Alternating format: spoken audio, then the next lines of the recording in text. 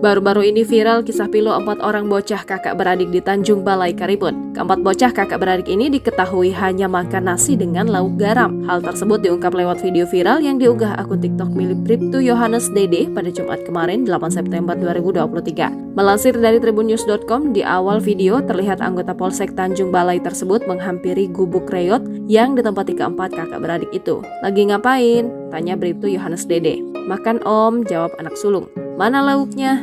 tanya Bribtu Yohanes Dede. "Gak ada, cuma pakai garam," kata anak sulung. Meski cuma berlauk garam, kakak beradik tersebut tampak lahap menyantap nasi mereka. Melihat itu, Bribtu Yohanes Dede hanya bisa menawarkan diri untuk membelikan lauk bagi mereka.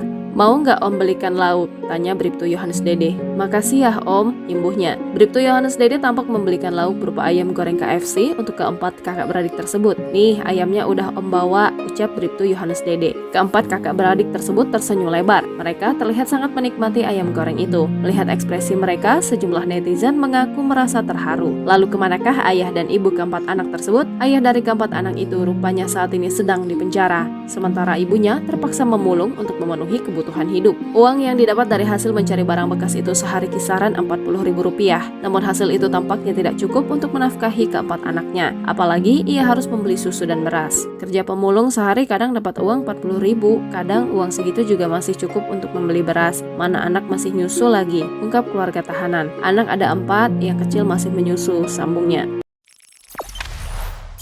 Jangan lupa subscribe, share, komen, dan like ya.